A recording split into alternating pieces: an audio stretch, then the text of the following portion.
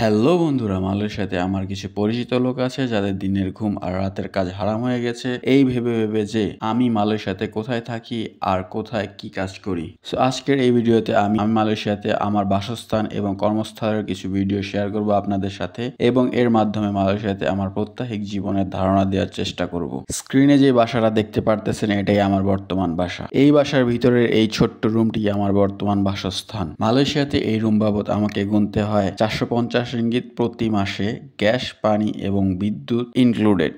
আমাদের এই বাসায় আমার এই রুমটি ছাড়াও আরো 5টি রুম রয়েছে। এটা হচ্ছে আমাদের রান্নাঘর, যেখানে আমি আজ পর্যন্ত কোনো কিছুই রান্না করিনি। আর এইটা হচ্ছে আমাদের ওয়াশরুম। স্বাস্থ্যসম্মত বাংলা কমোড দেওয়া আছে, পানি গরম করার কোনো মেশিন কিংবা শাওয়ার কোনোটাই নাই। আর হ্যাঁ, নিচতলায় 3 রুমের লোকেদের জন্য এটাই শেয়ারিং ওয়াশরুম। আর এটা হচ্ছে আমাদের ডাইনিং প্লেস, যেখানে আমি আজ পর্যন্ত কোনো কিছুই খাইনি। আর এটা হচ্ছে আমাদের ড্রয়িং রুম, যেখানে কোনো সোফা বা টিভি কোনো কিছুই নাই। আবার চলে আসলাম আমার রুমে ঢুকতেই প্রথমে নজরে পড়বে বিশাল এই ওয়াল আলমারি। এটাতে আমি আমার টুকটাক জিনিস রাখার কাজে ব্যবহার করি। এছাড়া আমার সকল কাপড় চোপড় আমি এই হ্যাঙ্গারেই রাখি। আলমারি আর হ্যাঙ্গার ছাড়া আমার এই রুমে শুধুমাত্র এই বেডটি আছে, যা আমি শুবার সময় ব্যবহার করে থাকি। সো এই ছিল আমার বাসস্থান।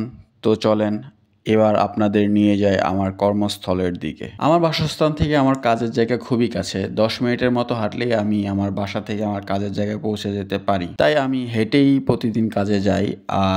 আর প্রতিবার যাওয়া আসার সময় আমাকে এই ফুটওভার ব্রিজটি পার হতে হয়। এই ব্রিজের অপর প্রান্তে রয়েছে এওন মল, আর আমার গন্তব্য হচ্ছে পাশের ওই সুবাং প্যারেড মল। আর সুবাং প্যারেড মল এর গ্রাউন্ড ফ্লোর এর এই ডেভস ডেলি রেস্টুরেন্টটি হচ্ছে আমার বর্তমান কর্মস্থল।